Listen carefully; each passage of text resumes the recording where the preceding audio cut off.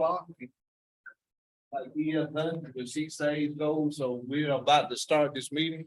So we certainly appreciate everyone being here, but before I call the meeting to order, I do want to say this, how grateful and thankful we all should be that we as citizens who represent this community can come together with these organizations as the city council as well as the planning commission. And that we can all come together with the same common denominator of wanting to move our community and city forward. So we're grateful and thankful for that. And it's really a blessing for us to be able to be put in these positions where we can carry on the business of the city. So with that, I am grateful and thankful. And with that, I am calling this meeting to order. And after that, I would like to call upon our clerk to have a roll call, please. Mrs. Lee? Yes, sir. Councilmember Day, Yes. Here. Councilmember Johnson. Here. Councilmember Bailey, Here. Councilmember Gordy.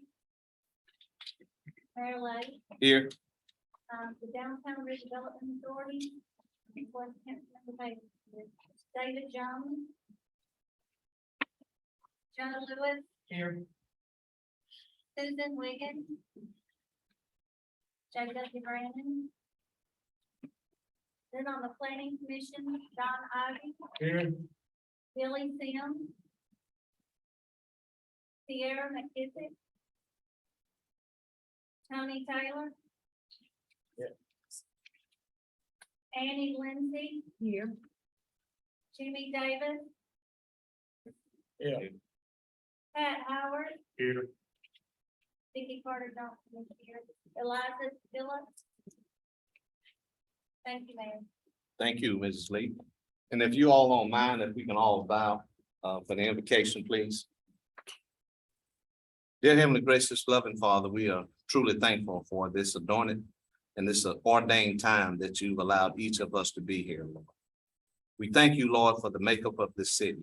We thank you, Lord, for the makeup of these organizations, where we can all come together for the mind and the good for this community. And now, Lord, I pray, and I can only pray, that you allow each of us who you have put in these leadership positions to know what is right and to do what is wholesome and pure. And that you take us out of it because it's not about us, but Lord, we look forward to doing the job that you've ordained us to do for the community, for the people of this community, for our citizens. That we first, foremost in all, that we provide, and Lord, that we protect, and that we provide provision for. Because God, this is a great community, and we are so thankful for it.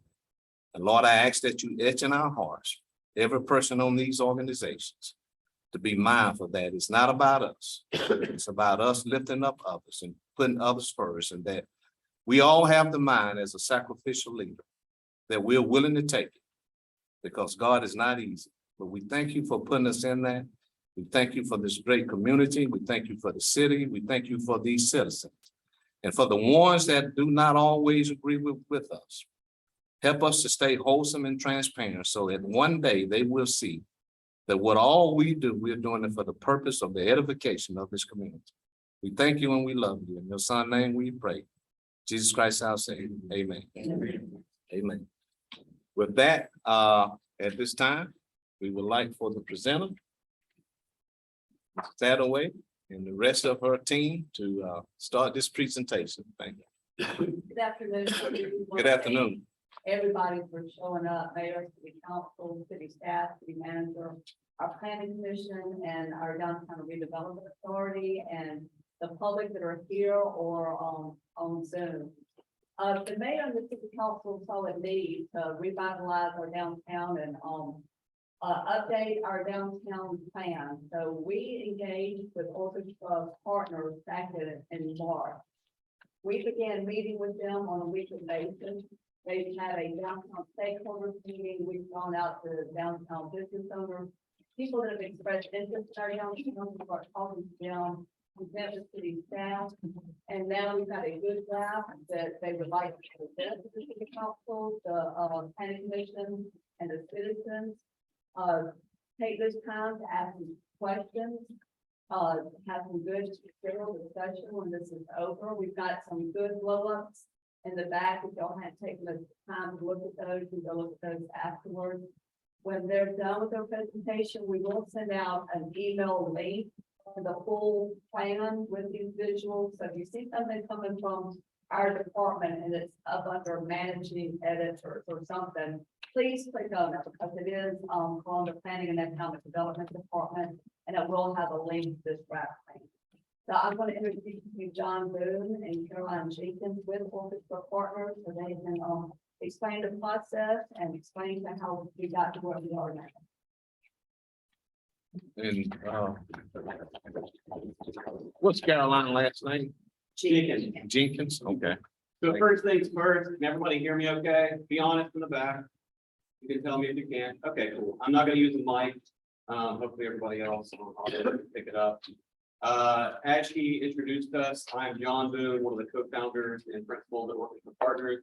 We are a planning and redevelopment organization out of Birmingham, Alabama. It's unique in that, you know, a lot of planners when we plan, a lot of developers that we develop. What we're trying to do is revolutionize the process from planning to implementation by filling that gap with capital in the middle. So our process is putting together a plan. We only work in downtowns. We don't work in the suburbs. We are focused on creating urban density. So creating a plan and then building a local investment fund with local investors. It's managed locally, you know, by the DDA and all of the stakeholders here. And then of course, implementing the plan itself, which I think is the most critical piece, because what uses the plan that sits on the shelf and collects dust, you want to see it implemented. The citizens want to see it implemented. And so we're disrupting that whole industry by implementing the plans that we create as what we are as real estate developers. So that kind of gives you some insight into our process. Full history on this, the company's very small. It's me and my friend, Hunter Renfro, we met in college. We both went out and lived in big cities and then came back to Birmingham when we realized how much institutional capital was trapped in major markets, really on the East Coast. We lived in, you know, places like Boston, DC, Miami. And what we saw was it was really easy to do development projects there. It was really hard to do it in smaller places, even a place like Birmingham. So we came back to Birmingham during its renaissance. You know, a lot of historic redevelopment was taking place, great building stock. And we really cut our teeth as a developer because it was a cheaper market for us to enter as basically entry-level developers. And so we learned everything there, got really good at things like historic tax credits, real estate finance in general, putting together a deal. But it was also there that we realized sort of why Birmingham is kind of holding itself back. It's big, it's sprawling. You know, all of the problems related to the car have affected Birmingham in a really negative way. And I think a lot of Birmingham sometimes feels like an interstate exit, and the downtown really isn't what it was originally intended to be. And so with that, you know, we're gonna give our presentation, and the first half of it I'm going to give, and it's kind of a crash course in urban design and good urbanism. And normally Stone would be giving this. Stone is our lead designer. He loves what he does. He's actually more passionate about it than I am. It's hard to believe. But you know, if it ever felt like he was teaching to a crowd and he felt like he was in a classroom, now it's my turn. I do a lot of speaking, but rarely do I get the chance to dig this deep into an actual plan, into the thing that we're actually doing in the office. So that's very exciting for me. You know, happy to be here. Caroline Jenkins is one of our most valuable employees. Obviously, anybody who was up here, I would say that about them, but she's been with us the longest. And she is actually the person that we always put in charge for creating that investment fund that I was talking about and really kicking off the implementation that I was describing. Yeah, so my focus at Orchestra is taking this wonderful plan and actually implementing it into your town. So I've done this through Orchestra in Birmingham, managing many of our redevelopment projects. So I'm kind of globally looking over the project and making sure it happens. But I'm excited. So my portion of the presentation will be sharing the actual plan with you guys, digging into what we've designed and really talking about next steps on how we can actually make that happen. Yeah, and we have a lot to go over. I'll go as fast as I can without making it confusing. But we do want to go through it so that we have plenty of time for Q&A. We have all day. We don't have to get back to Birmingham for anything other than my newborn infant. And I would love nothing more than to get back there to deal with that right now. So the longer you keep me here, the less I have to deal with that. So first things first, we want to talk about good urban design, right? So this is a map of Washington, D.C. This is the original plan of Washington DC, drafted by Pierre Charles L'Enfant. L'Enfant was a really interesting guy. He was kind of a Renaissance man. Started out as an artist, and ended up becoming a sort of self-trained architect. But he also did other things. He designed gold coins, awards. He built furniture and houses. But he also built some buildings. He designed the City Hall in New York, the Capitol building in DC. And what he was really interested in is how his buildings affected the greater functionality of the city and vice versa. And so when he was asked to design our nation's capital, he jumped at the opportunity, ended up being his crowning achievement. And I'll walk you through a little bit of what he was going after here. You can see here that, DC is on a grid, north, south, those, that sort of squared off grid there. But he did something that was really popular in Europe at the time, and that was he added these diagonal avenues. And they crisscross all over the place. There's no, real rhyme or reason to this, except that he was trying to access certain commercial centers to another, and then to another. And he was creating, this network of districts. And what he was really doing was increasing the number of connections, kind of like the number of neurons in your brain, make a faster operating brain. A higher number of connections in a city creates a faster operating city, a more efficient city, a more effective city. And he was trying to do that here. And so that is point one that we're going to cover today, is the importance of creating connection. There's something else he was doing, and that is the use of green space. And Europe is renowned for this because it's very strange. Europe is old, and so like the settlement that will pop up near a river.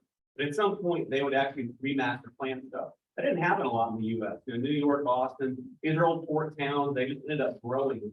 DC was an opportunity for this guy from Europe who'd seen great plans done in Europe to basically master plan an Asian capital from scratch.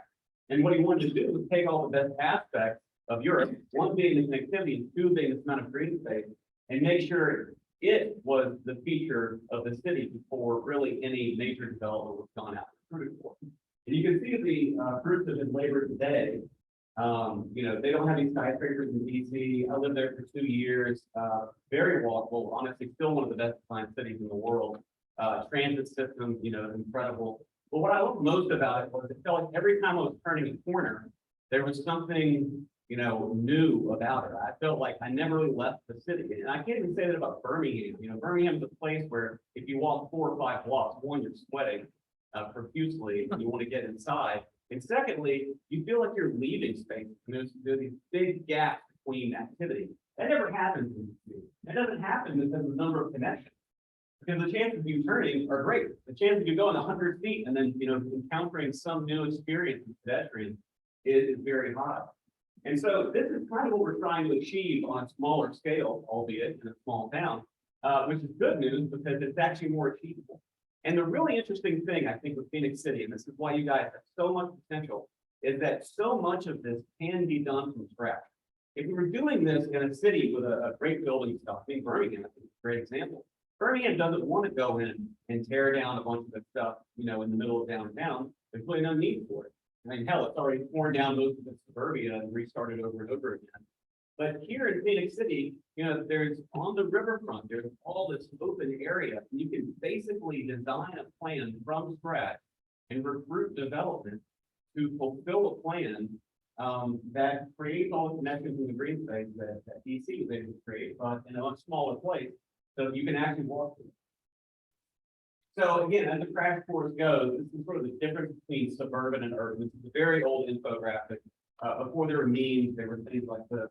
And this kind of gets into, this is suburban and this is urban. And when you just glance at it, there's really no difference, except that I'll get into some of the sort of planning issues. And so suburban being, there's one way in, one way out. The residential communities, we all the small houses. And there's no commerce there. And so people live there, it's a veteran community. They drive in, they go to their house, they sleep there. They spend a third of their life in this place. And they don't walk anywhere, except maybe to walk their dog. They can't even walk to school because there's probably some sort of a fence there. And they're not going to go out on this major highway. So here's another single use. This is, maybe it's public housing, maybe it's an office park, maybe it's an industrial park. But it is a single use, one way in, one way out. No residents, again, they're not going to walk there. And then the out parcels have been sold to small tenants, probably fast food or something like that. Here, mall, single use, lots of parking, lots of wasted space. Again, out parking was sold, and then here's the school. All of these things exist here, except that they're all walkable to one another. And so instead of them having to get in their car and get out on the main road to come and do this, they're living here and they're walking to home. They're living here and they're walking to the, maybe their job or here. They're living here and they're walking down to the school. And the only difference between these two things on this infographic is that these are all single uses that are insulary to themselves, they're siloed away from one another, and this is not. And so the difference between traditional neighborhood and suburban sprawl is only that we have decided as users and developers have decided as builders to build it that way and for us to use it that way. And the car has allowed that. And we have to mitigate the damage that the car has done and plan around it. So here's an example. I'm gonna show you a couple of these. This is Hoover, Alabama. If you guys have never been to Hoover, don't bother. This is Hoover though, and you can see, the number of connections is minimal, that you have a major artery here with very few connections. It's certainly not pedestrian friendly. There's another one right there. The next one over there, maybe, I guess it's sort of hidden. That's another major artery. But look, one gigantic, if you showed this to an American 80 years ago, they would think that it was an airport or something. They would think that you were building, like a large hadron collider. They wouldn't have any idea what to make of this. They wouldn't know what it was. But today, it looks very familiar. We see this all the time. No, you are shopping. You buy your pants.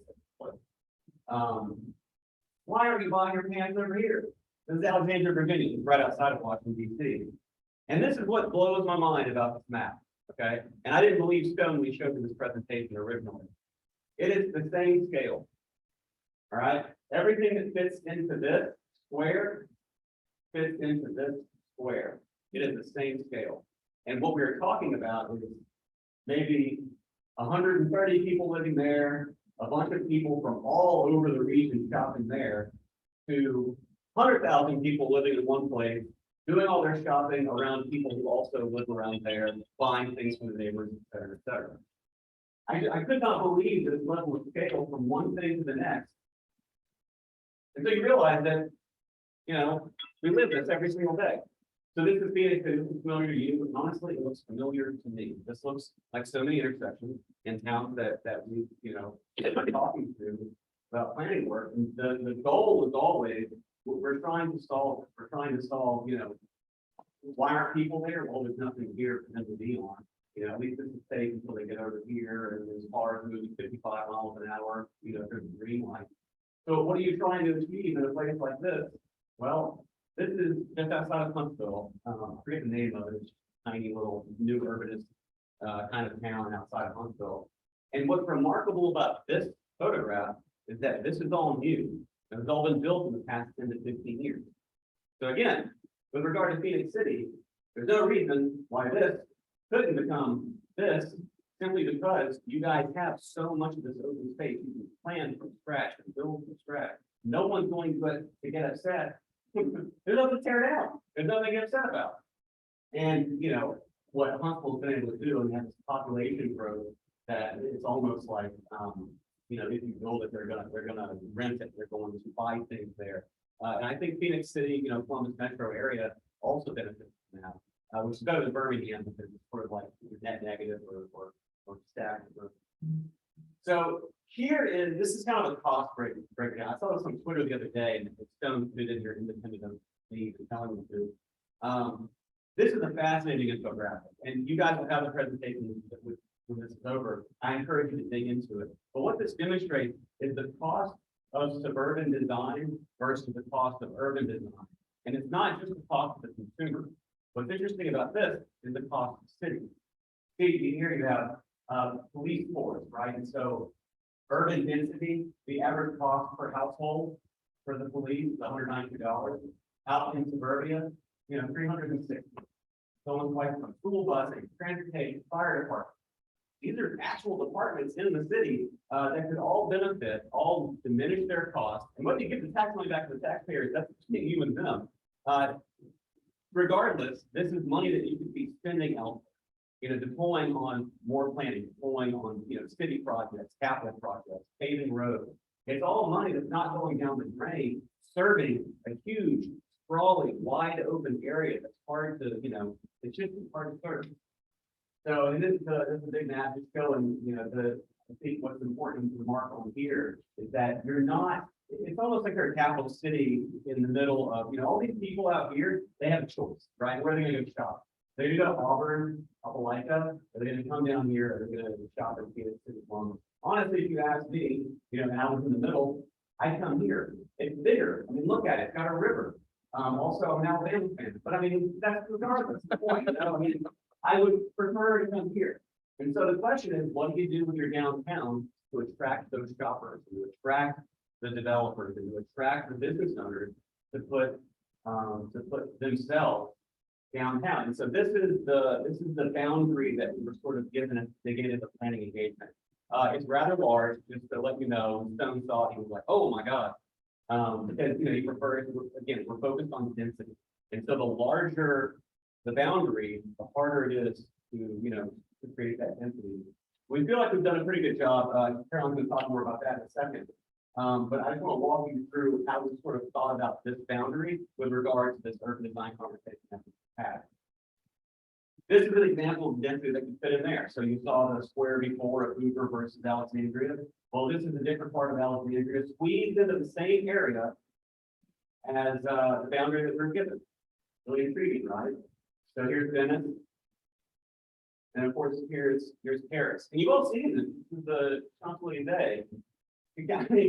We're talking about hundreds of thousands of people crammed into the same area as the boundary that we were given. And I'm not saying, Phoenix City, you gotta become Paris. What I'm saying is that somewhere in between there is a lot of progress with regard to economic development. You've done it before. I think that's the thing that we can't lose sight of, is that Phoenix City has been there before. This is a historic photo of your city. Look at all that density. I mean, this is the type of, this is just a zoomed in three-dimensional version of the Alexandria map that we were looking at a second ago. Look at all the connections, right? This is still a main artery, but there's not a lot of cars on it. Instead, it's all on here, all these blocks upon blocks. There's a block over there. And, people living, working. Yeah. So, you don't get traffic tickets in this era, but hey, maybe, you beat up somebody at one of the famous brothels or something. And you have to go. It's all easy to do in this grid. So that's the thing we're dealing with. And the grid is really what we're discussing with regard to these connections. And so, out here, all right, look, there's a lot of connections out there, but as you get into the center of this, these are your two arteries connecting to Columbus. I've seen people, students walk across here, walk back and do a big loop. People come over here and shop and then go back. People go over here, go over here. These are the only ways for them to get there, other than the pedestrian bridge, right? And so this is really the center. This is the center of Phoenix City. And I know that, like the interstates exist, the highways exist, and I know that highway tenants will always go out there. That's fine. Let us. We're not competing for them, right? We're competing for a future for downtown. And what that involves is creating more connections. And so what we propose is dragging these connections in. And these, the dotted lines are pedestrian only. Probably pick that up to the previous. But these are the connections we're trying to build, because the more connections you build, the more experiences pedestrians are going to have on the street front. And I can tell you from a developer's perspective, the more connections you have, that's more store frontage for me. It lets me raise, my rent rates, help me pay for bigger projects. Going back to, look how much space of these things is off of the street.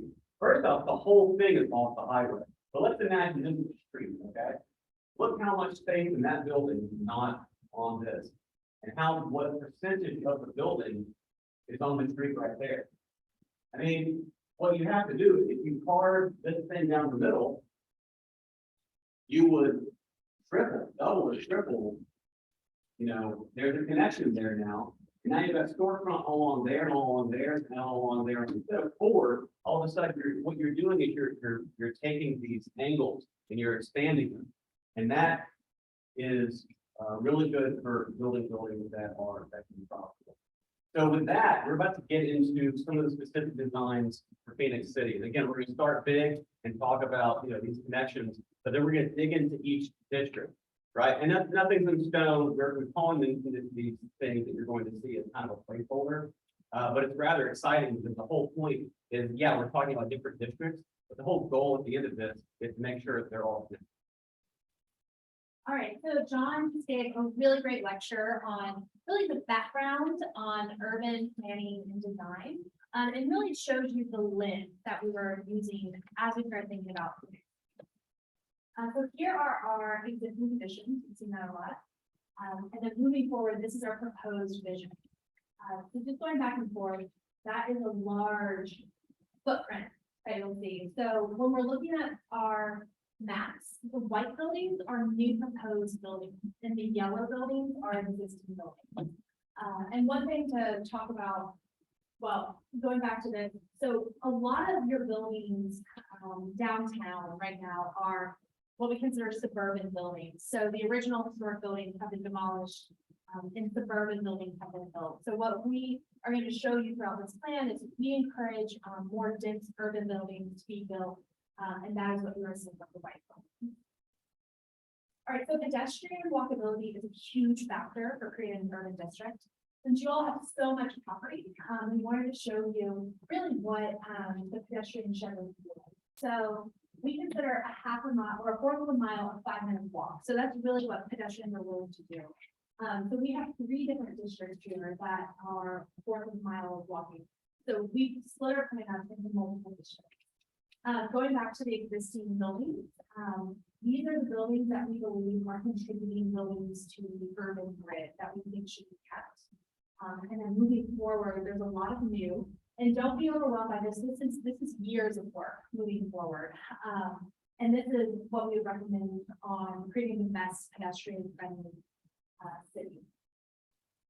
And then parking is also a huge conversation point. We love to talk about walkability, but it is important that we have enough spaces to park our cars. And so you'll see we have many large parking areas around the city kind of scattered. And really our thought behind this is different uses should utilize the same parking lots. So for example, a church shouldn't have their own parking lot that an office building can't use during the week, and the church maybe only utilizes it on Sunday or maybe a Wednesday night. And so it opens up opportunity for more buildings and density. The other thing we're really excited about is our necklace of parks. So what you'll see here, you guys already have some really great parks, but then adding more to that. These dotted lines, that's the Riverwalk. So connecting all these green spaces back to your Riverwalk and back to one of your greatest assets, which is the river. So here you'll see our different districts. So this shading are the different districts we are recommending. Really the color grading is based on density. We'll talk first about this district, which we believe should be the most. So this is what we're calling the urban core. The urban core is really where you're going to have the most height in your downtown. We're recommending anywhere from 2 stories, maybe up to 8 stories. But this is where, your buildings are going to line. This is your main viaduct going into, Columbus, making sure that your buildings are lining the street. You have some really nice crosswalks here, the big multi-family projects here, making sure that the views to the river are kept. Really here you're seeing buildings lining the street and parking in the middle.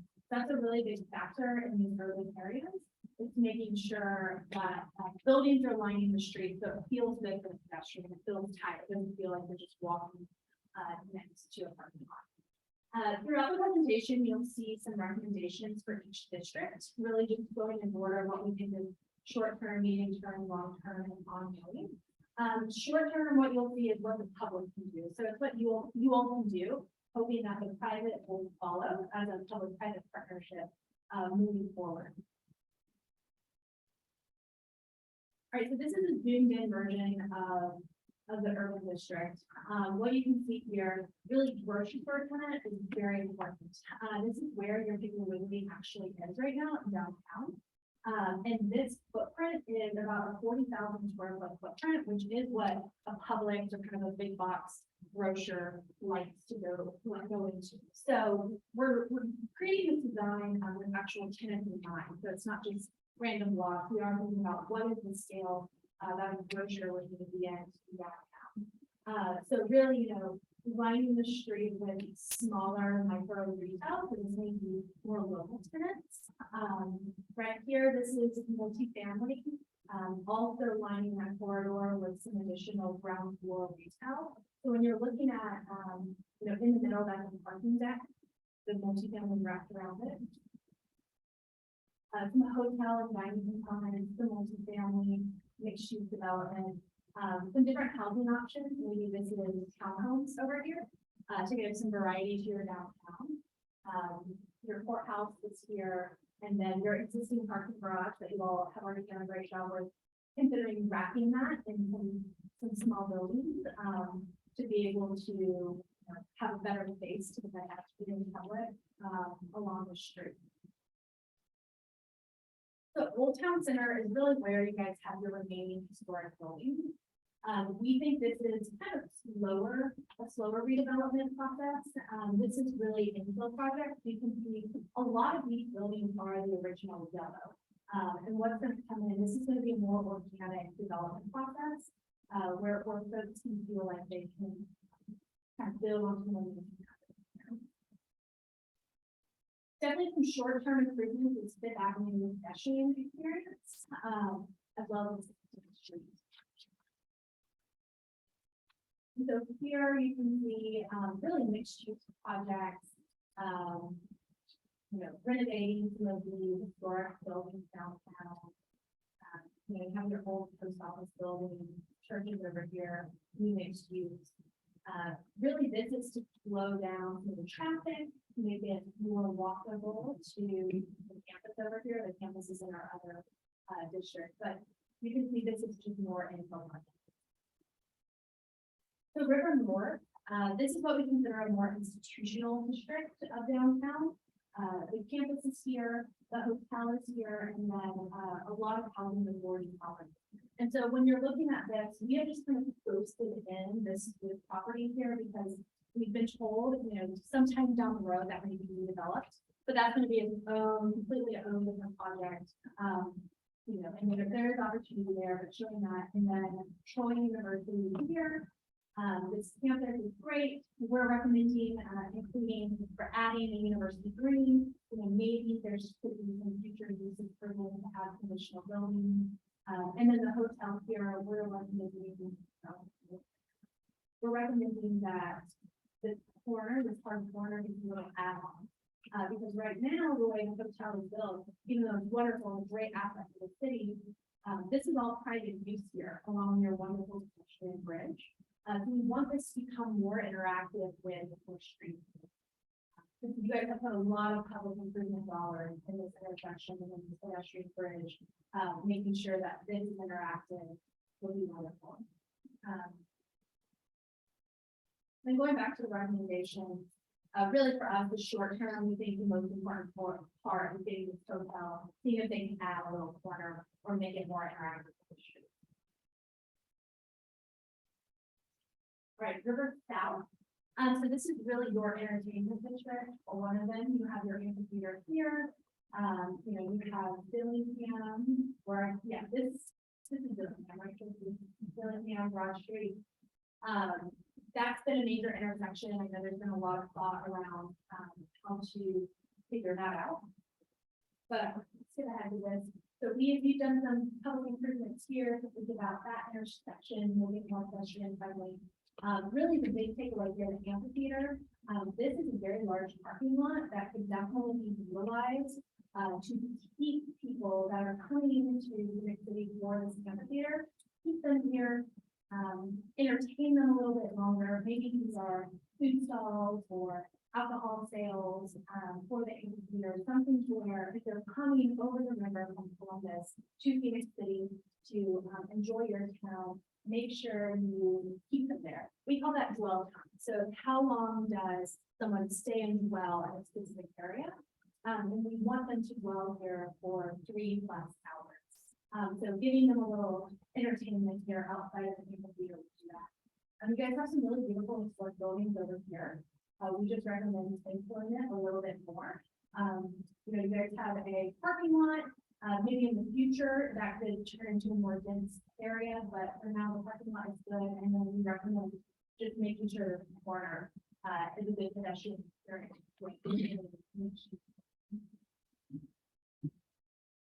And then just coming back over to here, really short term is activating the parking lot. All right, so the lively district is the district we're most excited about. We think this district is really what should be priority number 1. We think it's what you guys have most control over.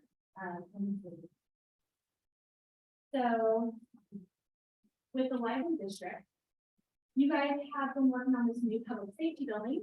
I know you guys have been paying a lot of money into that. So this is building off that momentum that you are already working on over here. So it is activating. We know you guys own these parcels right here, so it's creating another brewery lawn, really creating an ADA access down to the Riverwalk. But I believe that's something you guys don't have right now. So to be able to connect that would be incredible.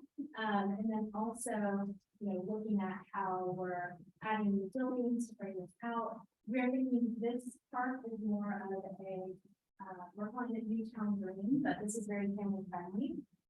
What these little boxes are, these are food trucks. So imagine a family coming, food truck setup. This is maybe now that kids can play on. Not necessarily very expensive, not a lot of maintenance like a traditional playground. But this is green space that can enjoy and then also utilize the Riverwalk in that space.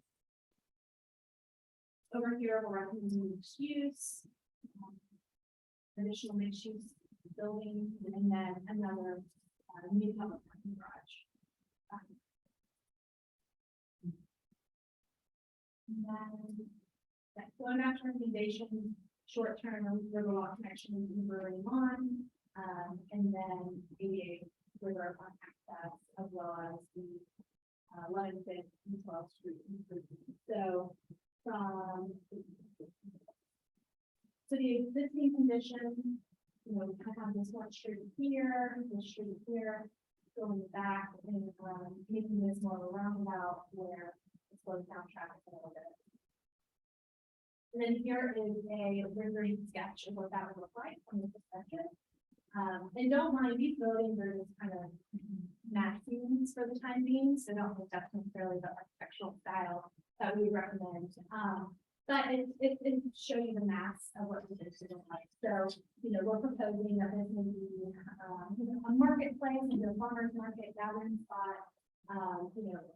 The brewery might want to relocate into something that is going to be really emerging about this being interactive lawn, picnic blankets, people with their dogs on leashes, and just an interactive space. And then these also would be this would be like a pavilion shed.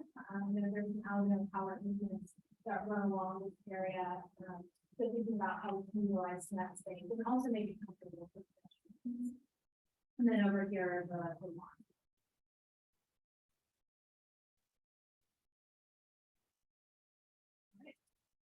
So,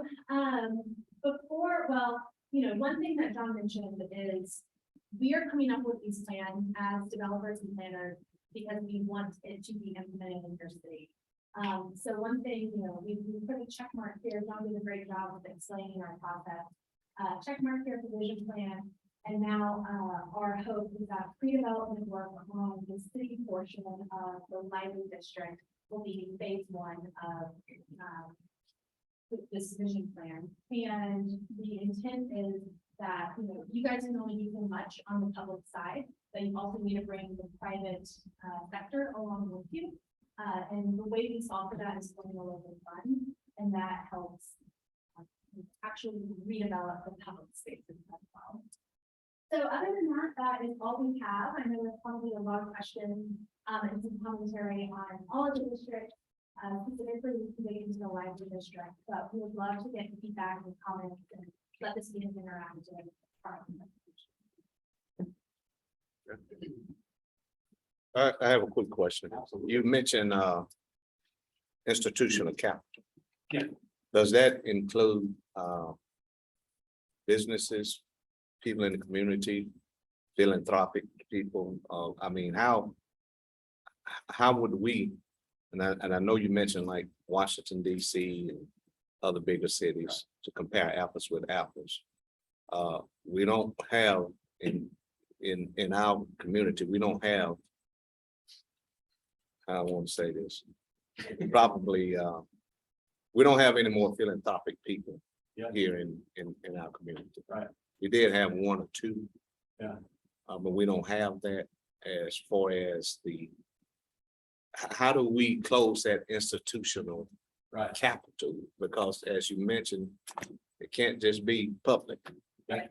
So institutional capital, whenever I use that term, it's always like the big picture, big markets is hedge funds, investment funds, banks, incredibly high net worth individuals that sort of operate as a bank, you know, for lack of a better term. The local fund, I think, is the reason we created the local fund is because that is the path for small towns to implement the type of change that we're suggesting. And those funds can be, you know, made up of local investors. They can be either high net worth or people who, you know, sold off their company or something and they just want to put their money somewhere else to work for them. It could be businesses, you know, major manufacturers who are trying to attract employees to their company. They, you know, their employees ask them about downtown. What's the downtown like? Where am I going to be living? They ask that a lot. So, I mean, even businesses in Columbus, you know, investors in Columbus, but they still end up making a return. I mean, they make good returns with real estate. You know, Downtown Redevelopment Authorities, DDAs, really any sort of local organization that really cares about downtown and understands the value inherent there that the institutional money could never. And this is what we've done in Birmingham, is that all of our projects have been done with local debt, local banks, local equity.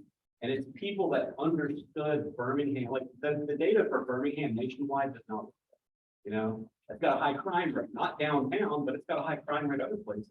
And so that's a hit. You know, economic development isn't great, population is great. All of these statistics that rank it against places like Nashville or Boston, it's like, God, that's not even apples to apples. We're having two completely different conversations.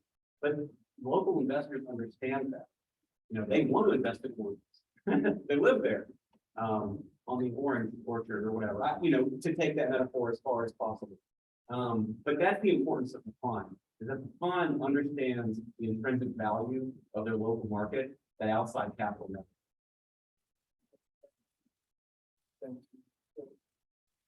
We've already started, so. To add to that, so while we may not have a ton of people willing to give money for the sake of giving, there are a lot of people that are smart enough to recognize a good investment. So I think that's where the seed fund comes in, is because it's a place to put their money. It's an investment opportunity while also personally benefiting them from bettering their communities. That's why we've had plenty of conversations with local folks that are really interested in the design and setup of the seed fund. So I don't know if you want to get into how the seed fund actually functions and works or not. But Yeah, it's a unique that would be investment interesting. into Yeah. real estate, which we've never seen. That was really what attracted us to Orchestra at the beginning, was they're not just a planning organization. They have another step, which takes implementation to action pretty quickly. Yeah, and actually, so a specific segue to that, thank you, that set it up nicely. The reason investors would be interested in the local investment fund is because Orchestra, as a real estate developer, can actually model out the projects proposed in the vision plan, right? That's the whole purpose of planning. Actually model those projects out on paper and show the returns that investors will get. And so the purpose of the investment fund, setting up the seed fund, it's something we ask the city to do just because, like, we can't, you know, spend our time, you know, doing it. But the seed fund ends up funding the city for that. Because the investors will eventually get involved because they see a project on paper and they say, I would invest in it. And this is exactly the same way that's worked with our investors in Birmingham, is we would put a deal together, buy a property or at least put a property under contract. We plan it out, site plan, floor plan, we show the leasable space, timeline, everything out, and have a pro forma, stacked and ready to go, and then shop it around to investors. And they would invest either in debt or equity position, and they would do it based off of the returns that they would get from this piece of paper. And this piece of paper, it took $40,000 of their own money to put that piece of paper together because we had to have the property, all the due diligence and everything. But once we got it in front of them, they're like, oh yeah, a 20% IRR every day. But if we try to do that with somebody from New York, that'd be like a 20% IRR in Birmingham, I don't believe it. It's like, well, I can show you projects where we've actually done that. And so that's the importance of local investment funds, because it's almost like the second you do a project, the second you model a project, it validates it. But the second you do a project, then they talk to all their friends, it validates the fund, it keeps everything moving together. And what it creates is sustainable economic development. And that's the most important thing that the local investment fund does is that you don't have to go out and beg New York for money every time you want to do a project. You just talk to the fund. So with the seed fund, really the vision plan is the first step, creating this broad vision to say, this is the plan that the city also likes. They've agreed upon it. I know, you guys are talking about it in the council soon. It helps get everybody on board to show, hey, the public sector is here, private sector will show up now. And so we use the vision plan as the actual foundation to get people on board. So you can really see that's why we have city and investors here. The city is the first step with the vision plan. Then we use that vision plan to create the fund. So what we would do is go out to investors and say, hey, are you willing to commit maybe $100,000 to $200,000 to a seed fund as an individual investor? That money, you be part of the fund. We don't necessarily have a specific deal to put in front of you right now, but the deals we're chasing are part of this broader vision plan. And so we may find, 5 to 10 investors that will commit that amount of money. So you're looking at a $1.5 to $2 million seed fund. So then you form the LLC, form the fund, and that brings you to the true private investment coming. So the seed fund investment actually now starts looking at different deals. So we as a fund manager would say, hey, let's go back to $1 million. All right, well, we would say, hey, the city has already done all this work here. Then this was like a great opportunity for a private development because the city has already put in so much money to make these things happen. Let's chase this as deal number 1 for the private city. So the fund would vote, they'd say, yes, we agree with that.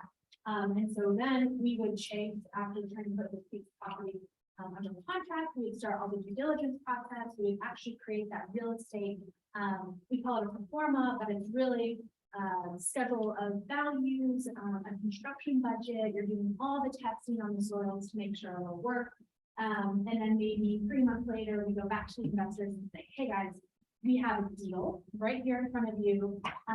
You can close on this property and X amount of months. We have a bank that has terms, they're willing to do terms on this project. We would recommend this amount of multifamily, this amount of ground floor retail, and you would make this amount. So it's not philanthropy at all, it is a true investment. So these folks are getting into the seed fund as an investor. And so if this is a feasible project and they all say yes, we would do a call for capital, and their capital would come down and use cash needed to close on the building along with the bridge construction loan, whatever loan possible. And then that would be redeveloped. And then as soon as that's redeveloped, we may refinance it. Cash may go back to the investors, and then it's a stabilized property. And so then we would also have those investors determine if they want to hold on to the building for 10, 20 years. How they want to re-tenant it, if they want to dispose of it to sell to someone else and cash out. Those would be the options, but that's really how we create sustainable economic development here. And so the cash that would then move out of this one development could then go on to this development or this development. And it really recycles the funds, so we're able to leverage local capital will run the fund. And one interesting thing for mine, another type of investor, a local fund or local property owners. So they can actually put their property in as a type of equity, which helps lower the cost of the project itself because of your basis. For the So who will be dealing with the property? who we're dealing with. Who would be negotiating with the property owners of those properties? The fund. I mean, You all do that? we would be helping manage the fund, but we co-manage the fund with a local organization or government agency. Some organization or group of people with, local relationships. It's just a way, because we're outsiders, we'll never be anything other than outsiders. What we're really good at doing is putting together real estate deals, building funds, because we love urban design, and then implementing those plans. That's what we're good at. And we're good with having relationships with people once we're introduced, but who's going to entrust, a bunch of money to a bunch of people from out of town, unless they have this piece of paper. So the vision plan helps get this performing together. And the good thing about the vision plan too is that because you have all of these other projects that are phased out over time, you're not bringing investors just one deal. They want to know that they're going to have future access to deals, just like a city wants to know they have sustainable economic development going forward, sustainable development of their downtown. And they work together. The city gets that in exchange for returning these investors that capital over time. If we brought them just one deal, they may be like, I don't want to be a part of that because, you're going to lock my capital up. And then even if I get it back, what do I do with it then? I can be putting it in the mutual fund and earning, et cetera. This is like, well, you get to put it back in. So if you like the returns, you have a choice. You can put it back in the fund or you can take it and run. And we can sell the asset to, again, the institutional market. Because once you have it stabilized, New York will pay whatever, the going cap rate is. And that money can go back into the fund, except for investors that want to take it and do something else with it. But our goal is to create a fund that's so profitable, nobody wants to take it anywhere else. And I think local investors in particular, like property owners, businesses, I think these people will want to stay in the fund. I mean, all of ours did. Very, very few of our investors had actually asked for their money back, and it was the only time it happened during COVID when we had to move a bunch of stuff. So everybody else has kept their money, and they keep moving it from one project to another. An orchestra has that benefit in Birmingham because we have several projects going on at the same time. The fund would be the same thing. The fund would basically be a local real estate developer, at least the wallet for the real estate developer. We have the expertise. The local fund has all the control. And that means that, locals, this will put them at ease because they won't, there's no big bad developer coming in and doing a bunch of stuff that they don't like. We're just following the plan, right? And we're working for the fund. And the city and the private individuals in the fund, the company, et cetera, they're all working together. So it's very creative. I mean, it's basically a much smaller version. I think it's Cincinnati. Their Downtown Development Authority has a fund like this. And they take private capital and they also use city money as well. And they basically use that fund to develop, act as a developer inside the city, outside. But small towns can't, that's a whole nother department, that's a whole thing. And so we're essentially going around and helping create these organisms locally, and then just acting as the subject matter expert. The area that you're talking about is our downtown area, of course. But also, and it's the most developed piece of property we would have in our city. And I own a piece that you got on that map now. Is it the car thing? Yeah, but the problem that's always been is that that's part of the poorest part of our city. The Dillingham public housing up off of 16th Street, and it can't be helped. It's just the way it is. No disrespect to anybody. How do you go about, do you build the multifamily housing in there along with the stuff? You got to bring the income level up. Right. I would see the investors to come in and want to buy a property. You can build the buildings, but people have still got to come there for that reason, is what I'm saying. Yes. And you're gonna, most of the money you would bring now, as far as someone walking the bridges, are gonna come from the Columbus side to the Phenix City side. Right. Rather than Phenix City to Columbus is what's happening now. Definitely. We want to reverse that. Right. Bring the money over to the Phenix City side. How do you go about doing both at the same time, which eventually when that's done, that area can spread out and the income can come up and it can become one of the nicer areas of the town other than. And I hate to say it this way, but within 4 or 5 blocks of each one of those districts. Right. There's a poor area of our town. Yeah. That needs to be upgraded and the people need, the advantages of having things there. And the businesses that you want to build down through there need to be built. There's no question about that. And it needs to go along right along with Columbus's developed side over to our side, and everything tied together. And just like you said earlier, people instead of going to Albany and Opelika to shop, they come to Phenix City to shop. Even on the very, very north end up here where we are now, eventually, because if that ever grows, it's gonna expand. It's got to. How do you go about getting the people in there with the income? Do you build the housing right along the with the investment on businesses, or how does that work? Yeah, well, there's a reason that we ghosted that out, because that's so far into the future that we really can't speak to it right now. The earliest phases of the stuff is very dense, it's in the middle. And I think, speaking theoretically, I'm not a public housing developer in means, but I think the solution to that, the market usually works it out. It's a very long-term thing. And I think the goal for those people, is also to move into better housing. And I think, mixed income approaches, there's a lot of tax credits out there for that. It makes really nice projects cheaper to do. We've seen it done in Birmingham. And it's amazing how, things like, a crime rate or, like domestic violence, and things like that actually go down just living in a better place. And I think the way to accomplish that is just generally with economic development, the old saying of like a rising tide. And I firmly believe in that. And that's why we think that the best place to start is in the epicenter of Phenix City and allow that to work its way out. And I think, to another point we made about getting people to move here, while some of that generational poverty, is in existence next door. Some people don't care. Young people, they'll live anywhere. A lot of people will do that. But, for the sake of argument, something, dead center on that. So, and you guys have a lot of cool stuff to go through. So, okay, yeah. So something, dead center here, really, is really the like phase 1 epicenter focus. Some, dense multifamily, sitting on top of some ground floor retail would accomplish everything we're talking about. It'd be the new residents that you're talking about who are, in here, because this here actually feels like, that's kind of a walk. And how often would they really be walking, this direction anyway, when the goal being with good urbanism, everything is around you all day. And so they actually wouldn't have to walk all over the place. They would be living and playing here, they'd be going to school, working, then they leave and go to the office somewhere else. But the whole goal is to try and do as much dense stuff here until you can't do any more. And then work your way out. And then as you work your way out, it can take 3, 5, hell, 10, 15 years to really like accomplish some of the,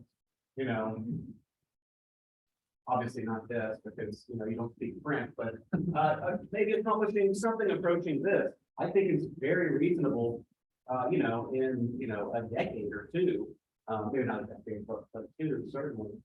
And I think it all starts there. And that's the reason, we were originally brought down here to talk about the brickyard. Yeah, awesome property, very cool. One of the issues I raised though was if this succeeds, what is it going to do to downtown Phoenix City? And it would just continue to coach everything good that happened there. And it doesn't have the infrastructure in place that downtown Phoenix City already does. It doesn't have the streets and the plumbing and every other utility imaginable. And it's on the river, but at the same time, it's all the way over here. This we thought, was the opportunity. And so that's the reason we sort of like reevaluated, got everybody like, let's focus on downtown first, and then we can connect to the brickyard. I still think it's a great site. Personally love it. I'd love to have a music festival there or something. And I'm sure the property owners would, happily rent that out for that kind of a use. Yes. So, I know with everything, especially after COVID happened, there's a lot more remote work. There's a lot more people that They might not, they might be working in Phenix City, but, they don't have to leave where they're at. Right. So, two-edged sword there, right? So if I'm living a little bit further out, I don't have to drive as much. I don't have to do anything like that. However, the upside is if you do have something like that and I am living right there, I can take my lunch break and walk, very quickly and get me something to eat or something like that. But in the project that y'all have worked with before, how has that come up and how has that been addressed has it been good? You know what I mean? Like, what, is that something that you focus on? Is that something that has been beneficial or not? Yeah, Birmingham in particular, we've had a lot of investors buying our condos because they are doing the Airbnb thing.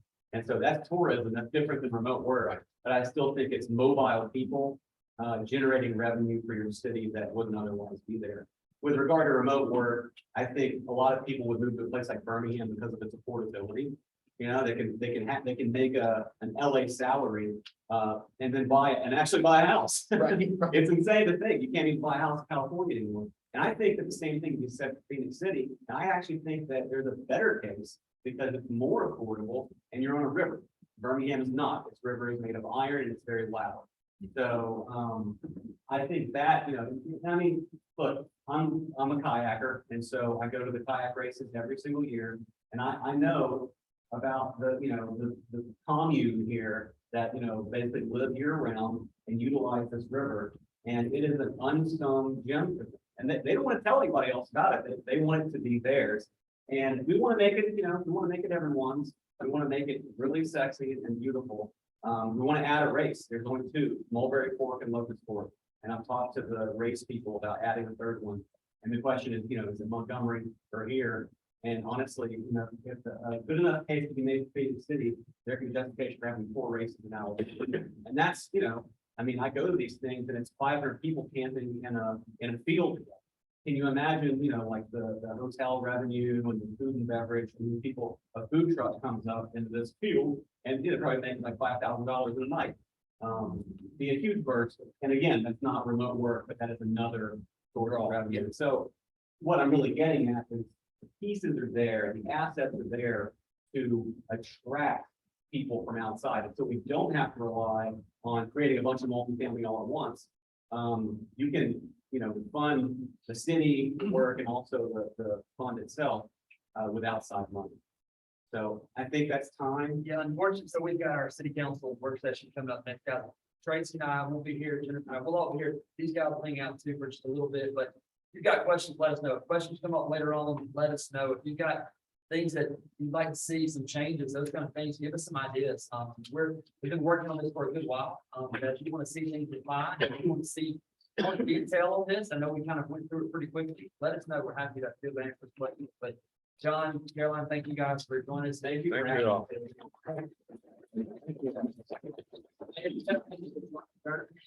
Yes, as you've been told, we do have a work session, so at this time, I'd like to call for us to adjourn.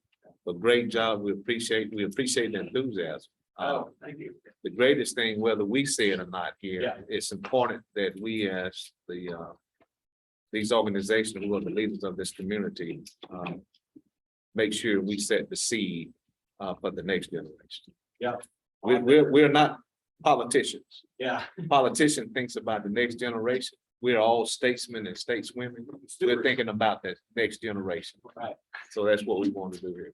Yeah. Awesome. All right. Thank Thank you. you. All right. Thank you. Thank you. Thank you.